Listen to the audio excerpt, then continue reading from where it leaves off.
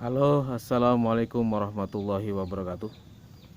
Selamat berjumpa kembali di channel edukasi ringan yang insya Allah membuat hidup kita lebih bermakna. Oke guys, kali ini saya akan memulai karena ini adalah edukasi ringan yang berkaitan dengan banyak hal, dan yang paling utama saudaraku semua adalah tentang kesehatan. Kenapa Bang tentang kesehatan? Ya, karena kesehatan adalah PR kita. Kita sebagai bapak yang punya anak, punya istri, punya keluarga, punya mertua, punya orang tua, maka punya kewajiban untuk menjaga kesehatan mereka semua. Dan saya membuat edukasi ini memang betul-betul yang pertama kali adalah untuk kesehatan, untuk keluarga kita sendiri dan diri kita tentunya, dan ini sangat penting, sehingga saya mohon saudaraku semua, bagi yang menganggap bahwa ini adalah penting sebagaimana saya menganggap ini penting, maka mari kita jaga keluarga kita berbagi pengalaman di channel edukasi ringan ini, dengan mendukung channel ini dengan like, komentar, barangkali ada kurang dan lebihnya, memberikan apa yang terbaik untuk kesehatan kita dan keluarga kita, dan juga subscribe. Oke guys, sebelum saya lanjutkan, saya ingin menyapa saudaraku semua, bagaimana kabarnya? Semoga selalu dalam lindungan Allah SWT, dan yakinlah bahwa kita selalu dalam lindungan Allah SWT, sehingga kita selalu, hati kita selalu tentram, tenang, dan kita sehat sentosa. Amin. Doa dan harapan kita dikabulkan oleh Allah SWT. Amin. Oke guys, kali ini saya akan menjelaskan bahwa metode dasar saya dalam memahami kesehatan tubuh, tentunya untuk semuanya, untuk keluarga kita semua, bahwa kesehatan ini adalah berkaitan dengan energi. Loh, kenapa Bang kok energi? Ya, karena sesungguhnya ketika kita ini sakit, tubuh ini sakit, atau tubuh ini tidak normal, itu karena energi yang tidak seimbang dalam tubuh kita. Jadi ini sebetulnya teori kuno guys, teori Cina sebetulnya, bahwa teori Cina mengatakan bahwa bila energi dalam tubuh ini tidak seimbang, maka disitulah terjadi yang namanya sakit atau tidak normalnya tubuh kita. Oke. Nah, perlu difahami saudaraku semua bahwa ternyata pusat energi ini ada di paru-paru. Nah, ini luar biasa. Barangkali banyak orang yang belum paham ini guys, bahwa pusat energi adalah di paru-paru. Ya. Dari paru-paru inilah disalurkan energi ini ke organ-organ vital kita, organ-organ tubuh yang maha penting kita. Kalau penyaluran energi ini tidak seimbang, maka inilah awal dari terjadinya sakit. Oke. Pertanyaannya, kok bisa Bang di paru-paru pusat energi? Ya, karena paru-paru ini adalah titik pertama pembakaran atau sumber energi oleh oksigen guys, sehingga dalam teori pernafasan, maka pernafasan ini sangat membantu penyembuhan dalam satu penyakit. Bahkan dalam ilmu pencak silat, ya, dengan pernafasan ini bisa mengumpulkan energi yang kita tuju. Dimana misalkan kita pengen tuju, kita energi ada di tangan kita, ya, yang mau untuk menghantam sesuatu yang berat misalkan, dan tangan ini yang lemah gumul ini bisa sekuat baja ketika kita aliri energi yang berpusat di paru-paru. Buktinya apa Bang? Buktinya caranya sama. Di semua dunia persilatan yang namanya mengumpulkan energi, membuat tangan yang gemulai jadi kuat, adalah dengan pernafasan. Kita konsentrasi. Iya. Nah, ini sama. Energi kita pusatkan di kaki bisa, lewat paru-paru energi kita pusatkan di kepala, bisa energi dipusatkan di pikiran kita, di telinga, karena ini adalah bukti bahwa energi betul-betul berpusat di paru-paru. Terus bagaimana Bang pemikirannya energi ke organ-organ kita ya? Jadi betul, dari paru-paru ini energi ya akan diteruskan untuk menjaga kesehatan kita ke organ-organ vital kita. Misalkan begini, dari paru-paru energi kita salurkan ke ginjal. Maka ketika dalam proses penyaluran energi ke ginjal ini tidak sempurna, terhambat, maka akan terjadi gagal ginjal. Ya. Energi juga disalurkan ke jantung. Kalau energi dalam proses ke jantung ini terhambat, maka akan terjadilah lemah jantung, jantung koroner dan sebagainya. Ya. Terus energi juga disalurkan ke hati.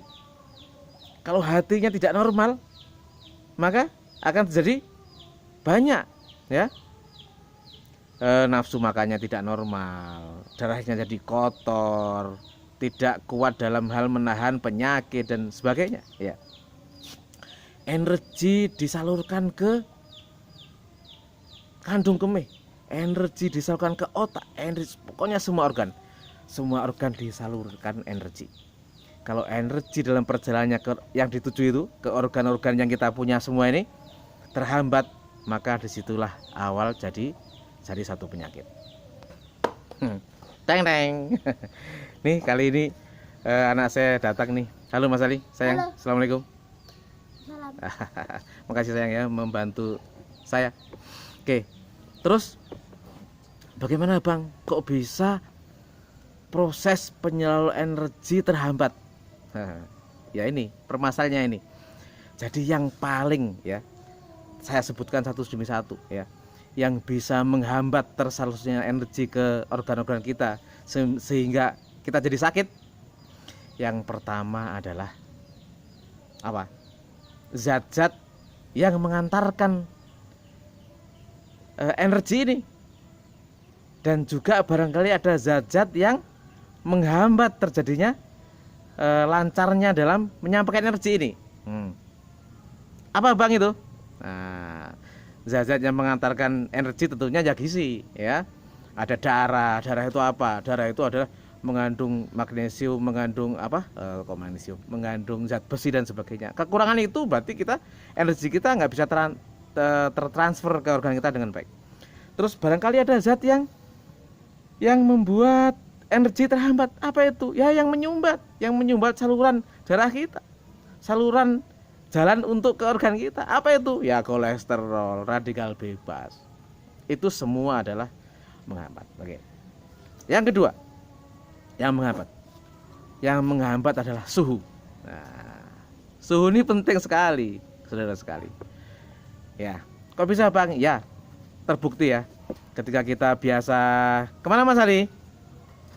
Oke, selamat sayang. Oke. Ketika kita normal, kita katakan normal, terus tiba-tiba kehujanan, kita nggak pakai seperti saya ini, yang botak seperti ini, nggak kuat dengan suhu dingin, kehujanan, kita ada shock dingin, maka itu menghambat transfernya energi ke tubuh kita, ya, ke jantung kita, sehingga ada masuk angin. Nah, nih, oke.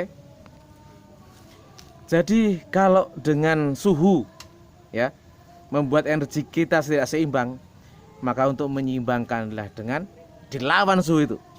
Karena penyebabnya adalah dingin, maka kita lawan dengan panas ya. Maka minum air hangat, cukup menyehatkan, mudah sekali. Pokoknya nggak terlambat, semuanya mudah. Atau pakai apa, kalau nggak ada kerja di perjalanan, nggak ada air hangat, ya pakai minyak kayu putih, dioles-oleskan, kan hangat, maka bisa sembuh. Pokoknya belum terlambat. Oke. Terus yang ke-1, yang kedua, yang ketiga. Yang ketiga yang membuat kita tidak lancarnya transfer energi ke organ-organ kita adalah memang salurannya yang terhambat. Kenapa Bang? Karena kita kurang gerak, karena kita kurang olahraga.